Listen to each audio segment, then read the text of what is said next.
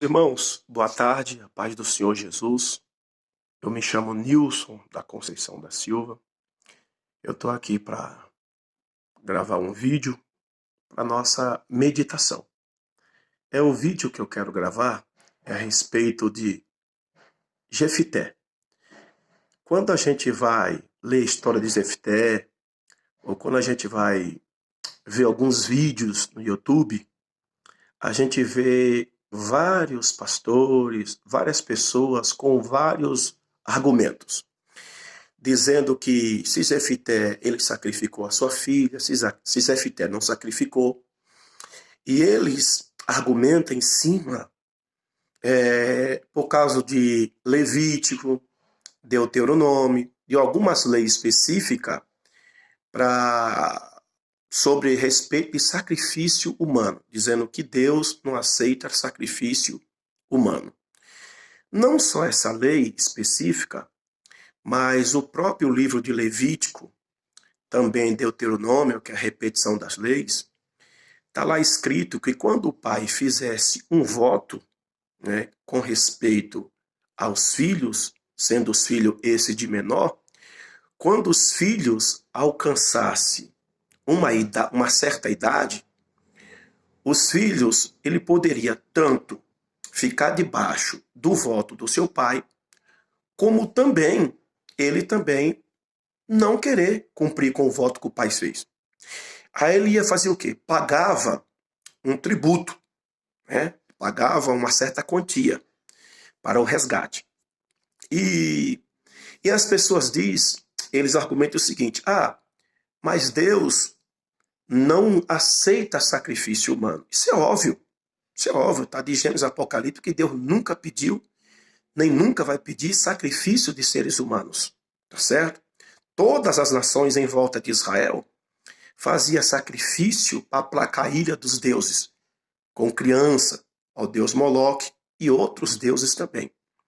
Só que, no caso de Jefité, nos dias que Jefité estava vivendo, eram uns dias conturbados, eram uns dias de anarquia, onde o povo vivia sem rei, sem lei, sem dar satisfação a ninguém, tá certo? Então, você pode ver que depois da morte de Josué, o povo começou a se desviar, deixar de seguir ao Senhor. E o povo, cada um fazia aquilo que apontava o seu nariz. E aí, o Senhor envia os inimigos a perseguir a nação de Israel. E agora, as pessoas dizem que, mas Jefité não sacrificou. Porque Jefité conhecia as leis, sabia que a lei, Deus estabeleceu lei para não sacrificar o humano. Mas isso aí é uma incoerência muito grande dos que vem com esses argumentos fracos, esses argumentos pobres. Porque você vai encontrar Manassés, você vai encontrar Jeroboão, Roboão, Acabe e muitos outros reis que conheciam essas mesmas leis, não só sacrificando seus filhos, mas também o próprio Manassés. As escrituras dizem no livro de 2 Reis que Manassés ele colocou um poste ídolo dentro do templo, o altar. Quanta coisa abominável os reis fizeram em Israel. Acabe, Salomão, um homem mais sábio dos seus dias, da sua época. Quanta atrocidade Salomão cometeu. Acabe, olha o que Acabe fez em Israel. Saul mandou matar 80 sacerdotes do Senhor. Saul mandou matar. Saul, ele sabia. Aí você pode dizer, mas Saul estava desviado. E Jefité, o quê? O que é que Jefité estava? Então, esse argumento é fraco. Saul, conhecendo as leis, conhecendo o Deus de Israel, ele mandou matar 80 sacerdotes do Senhor. Escapou um e foi ter com Davi. Saul, ele ordenou que quem consultasse uma feiticeira ou uma cartomante aí, mandava matar. E ele próprio depois o fez. Então, você quer dizer que Jefité somente não sacrificou por causa de uma lei, porque ele conhecia a lei? Meu irmão, então você não está lendo Bíblia. Porque a Bíblia vai dizer que o mesmo povo foi para o cativeiro, que está lá. Levítico, capítulo 24, e Números, capítulo 18 ao 23, vai dizer que o povo foi para o cativeiro 70 anos porque não respeitou o descanso da terra, a lei que o Senhor ordenou, que eles deveriam plantar 6 anos e respeitar o ano de descanso da terra. Por isso, eles foram para o cativeiro. Você vai encontrar muitos homens do passado fazendo atrocidade, fazendo coisas horrendas. Você vai ver que Deus é rigoroso quando a pessoa fizesse um voto a Deus. Ele não poderia deixar de cumprir de forma alguma que Deus, ele era rigoroso nesse conceito, nessa forma de você fazer voto precipitado. Você vai ver qual foi a causa da morte de Jônatas, porque Saul jurou com juramento de morte. Saul disse, olha, Saul disse, enquanto nós não destruir todos os nossos inimigos, capítulo 14 de Samuel, está lá, versículo 24 ao 28 está lá. Então aquele que comer pão e beber água é com juramento de morte, de maldição. Você vai ver em Atos, capítulo 23, versículo do 12 ao 14, aqueles homens disseram assim, olha, nós juramos com juramento de maldição, que nós não comeremos pão, nem beberemos água enquanto não matar Paulo. E eram judeus que fez esse juramento. Agora você vem dizer para mim, só porque está na galeria dos heróis da fé o nome de Jefité, que ele não pode cometer isso? Ora, no livro dos heróis da fé também, no capítulo 11 de Hebreus, está lá o nome também de Raabe, que foi uma prostituta, está lá o nome de Sansão, tá certo? Que foi um rebelde desobediente. Está lá o nome do Davi, que Davi adulterou, mandou matar, cometeu os 7 pecados capitais, que a lei ele conhecia muito bem. O homem que escreveu, escondi a tua palavra no meu coração para não pecar contra ti, e ele foi e cometeu esse pecado, tá certo? Os 7 pecados capitais ele comete, tá certo? Davi, ele teve muito sucesso na sua trajetória como rei, tá certo? Como orador, tá certo? Como um compositor, mas teve um fracasso total como um pai de família, como um sacerdote da sua casa. Você vai ver que o rei Uzias foi morto porque ele quis tomar o ofício de sacerdote para si, quando não lhe era peculiar, foi querer queimar incenso, Deus o matou, botou uma lepra, e olha, e tantos outros fatores, tantos outros. Se eu for aqui, se a gente for aqui fazer a conotação, se a gente for aqui classificar do tanto de reis, profetas, sacerdotes, que cometeu tantos pecados, tantas atrocidades, que eles conheciam a lei que não poderia fazer e fizeram, aí você vem dizer só por essa razão que Jefité não sacrificou, porque o nome dele está na galeria dos heróis da fé, porque Deus não aceita sacrifício humano. Ô, meu irmão, por favor, isso é ser incoerente. A Bíblia está escrito, muitos relatam de reis, onde muitas pessoas sacrificaram seus filhos, quando eles conheciam a lei, que a lei dizia que ele não poderia fazer isso. E quantas vezes fez? O canibalismo. Leia o capítulo 6, leia Lamentações de Jeremias para você ver as pessoas comendo seus filhos, canibalismo, onde Deus nunca ordenou, Deus nunca determinou isso. Onde foi que você nunca viu isso? Deus também nunca ordenou. Deus nunca ordenou, está escrito no capítulo 7 de Jeremias, eu nunca ordenei, nunca pedi aos vossos pais, quando saíram do Egito, sacrifício de animal. Deus nunca pediu sacrifício de animal. Está lá em Jeremias capítulo 7, leia todo o capítulo, que você vai ver, Deus disse, eu nunca pedi a vocês sacrifício de animal. O sacrifício que eu quero é um sacrifício de consciência, um sacrifício honesto, um sacrifício justo, um sacrifício coerente, que vocês reconheceu como Senhor, como soberano, como Deus de amor, como Deus de misericórdia. Esse sacrifício que Deus quer. Então dizer que Jefité não sacrificou, meu irmão, então é jogar terra na Bíblia.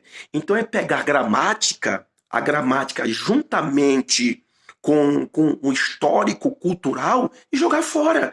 Porque você vem dizer para mim que, porque ali não quer dizer, ele entregou ela, naquele tempo não existia templo. Não tinha templo, era tabernáculo. E mulher, ela não era aceita como nos nossos dias de hoje. Tinha um preconceito com mulher. Aí você vai me dizer, mas existia Hulda, existia Débora. Não naqueles dias. Não nos dias dos juízes. Não naqueles dias no templo, vivendo no tempo conforme é hoje. Então, Esse argumento é muito fraco. Aí alguém que assistir esse vídeo vai querer me questionar. Mas questiona o hebraico, pega o hebraico e diz que as moças, 4 vezes por ano, ia lamentar, tá certo? Ia lamentar pela a filha de Jefité. Agora pegue o termo hebraico, pegue lá um dicionário, um léxico, e pegue lá o termo lamento para você ver. Pega o termo lamentar. E uma outra coisa, não deixe ninguém induzir a sua mente. Pegue também um termo hebraico ou grego e veja lá a palavra sacrifício, holocausto. Pegue lá. Então, classificar holocausto, existia o holocausto como existia o holocausto e o sacrifício. Agora, a palavra holocausto, veja a questão como é que está lá. Então, para você ter uma ideia, e aí depois você tira as suas conclusões. Porque esse argumento, porque está lá no capítulo 11 e porque Deus não aceitou, é muito fraco. Você vai ver muitos argumentos bíblicos, tá certo? Que o pessoal fez coisas pior, e está lá na Galeria dos Olhos da Fé. Então, tá bom? E eles estão lá, não é porque eles viveram uma vida santa e perfeita diante de Deus, mas pela fé que tiveram diante do Deus Todo-Poderoso. Não me critique, não me atire pedra, mas eu estou simplesmente aqui gravando esse humilde vídeo aqui para que você estude a Bíblia. Tenha humildade, tenha coerência, pesquise. Vá na fonte, não fica atrás do que eu estou dizendo, porque foi o pastor fulano tal que falou, porque foi o erudito que falou, foi porque Beltrano que falou, porque a maioria deles quer puxar sardinha para si. Eles são convenientes. Quando o assunto diz respeito àquilo que eles pensam, o que eles acham, então eles puxam a sardinha para si. Mas quando vai de confronto com as suas ideias, com os seus pensamentos, então eles pulam fora. Então vê lá, qual foi o voto que Jefité fez? O que foi que Jefité disse? Eu darei, como Ana disse, Senhor, se o Senhor me der um filho, eu depois que desmamar a criança, eu entrego para servir o Senhor por todos os dias da sua vida. E Samuel não impediu de ser virgem. E não ficou virgem. Samuel que se casou e teve filhos. Tá certo? É tanto que Samuel foi um profeta e sacerdote exemplar. Mas olha os seus filhos. Olha os seus filhos, meu irmão. Olha a vida, olha a conduta dos seus filhos. Sansão, olha a conduta de Sansão, meu irmão. Olha o que Sansão fez. Sansão sendo um menino criado, educado, exclusivo para uma obra específica, ele fez tudo o que a lei dizia para ele não fazer. Casou com uma mulher que não poderia casar, pegou o mel do animal morto que não poderia pegar. Ele fez tudo aquilo que a lei dizia para ele não fazer e ele fez. E aí? E o nome dele não está lá também na lista dos heróis da fé também? Pelo amor de Deus, meu irmão, vale a Bíblia. Agora, Deus não pediu, coloque isso na sua cabeça, Deus não pediu, Deus nunca aceitou, nem nunca vai aceitar sacrifício humano. Mas simplesmente ele abriu a sua boca e ele disse, eu não voltarei atrás daquilo que falei ao Senhor. Agora a questão é, por que então, por 4 vezes no ano, as filhas de Israel tinham por costume lamentar a filha de Jefité? Por causa de ela ser virgem? Por causa de não ter filho? Aí foram por causa do ano chorar, lamentar? Então a gente não deve usar o hebraico, o grego, não deve usar também a gramática então para interpretar a Bíblia, porque aí então a Bíblia não vai interpretar a si mesmo. A Bíblia então é para o nosso bel prazer. Eu vou interpretar da forma que eu acho, da forma que eu penso. Porque isso aí vai contra o meu pensamento, vai contra a minha ideia, então eu não posso aceitar. Né? Aí agora, quando vai de encontro com o seu pensamento, com a sua arrogância, com a sua soberba, com a sua prepotência, então você quer aceitar. A gente precisa, irmão, ser humilde, reconhecer a palavra de Deus. Alguém diz, mas a palavra de Deus, ela é inspirada. Lógico que a palavra de Deus é inspirada. Lógico que a Bíblia, ela é a palavra de Deus. A Bíblia é a palavra de Deus. Mas a fala do diabo não foi inspirada. A mentira dos amigos de Jó não é inspirada. A mentira do sacerdote não é inspirada. Então, nesse contexto aí, ela não é a palavra de Deus. Ela contém. O registro é histórico. Aliás, o registro é inspirado. Mas a fala dos indivíduos, não. Desses que eu citei agora, não. Os amigos de Jó, Eliú, Bildade, Zofá, eles se levantaram contra Jó. Falando palavras, se você for pegar, fazer um link com Provérbios, tá certo o que eles estão falando. Tá certo? Mas para Jó, não. Para Jó, Deus disse, não é a palavra de Deus que vocês falaram para Jó. Lá no capítulo 42, Deus repreende esses indivíduos. Vocês não falaram ao meu servo Jó da minha parte. Então ali não é palavra inspirada por Deus. O Espírito Santo não soprou. O Espírito Santo não inspirou ele para falar aquilo ali para Jó. Eles falam do seu coração. Eles falam daquilo que eles pensavam ou achavam. E Deus o repreendeu. E disse, vai lá agora, se humilha diante do meu servo Jó e ele ora isso para vocês, para que eu aceite. Então a gente tem que ter coerência. Deus o abençoe. Eu peço que você reflita. Não me atire pedra. Eu não tenho canal no YouTube. Mas eu quero postar esse humilde vídeo para que você tenha coerência, leia a Bíblia. E os outros reis? E Manassés? E Acabe? E Roboão? E Jeroboão, que sacrificou seus filhos no altar? Como é que fica? Eles não conheciam a lei também? Eles não conheciam a Bíblia? Eles não conheciam a lei de Moisés? E por que fizeram isso? E ainda porque quando Manassés fez tudo isso, foi um dos reis cruel e pior, ele se humilhou porque Deus o perdoou. E porque Raabe também, uma grande prostituta que viveu a vida inteira em prostituição, depois os espias fez aquele acordo com ela, ela foi colocado o nome lá. Foi porque ela teve uma vida santa ou porque ela teve um ato de fé ajudando os espias? Pense nisso, meu irmão. Por favor. Agora não fique no que eu estou dizendo, não. Não fique porque pastor A, B, C falou, não. Tenha curiosidade, pegue uma gramática, pegue um dicionário de hebraico, de grego, vá lá, consulte na fonte. Por amor de Deus. Vê lá. O lamento, o significado de lamento. As filhas de Israel lamentaram, lamentaram porque ela ficou virgem, porque não teve filho. Não, meu irmão, isso é uma incongruência, como diz o pastor Elias Soares, isso é uma incongruência, tá certo? Isso aí é jogar terra na cara da Bíblia. Agora, holocausto, aí se fosse um animal, entregaria ou deixaria o animal virgem também, sem ter relação com a cadela, se fosse cachorro? Se fosse uma ovelha, eu entregará para o Senhor, vou oferecer esse animal ao Senhor, mas vou deixar lá para ele não ter relação nunca mais com outra ovelhinha. Se for um boi, vou deixar esse boi, consagrar esse boi ao Senhor, ele nunca mais vai ter relação com a vaca. Porque se for uma exegese bíblica correta, tem que ser assim. Não tinha que matar também. Aí porque é o ser humano, não pode matar, mas se fosse animal, matava? Então tem que ser na mesma proporção. A exegese bíblica é correta, e honesta e justa é na mesma proporção. É texto interpretando o próprio texto. Deus os abençoe.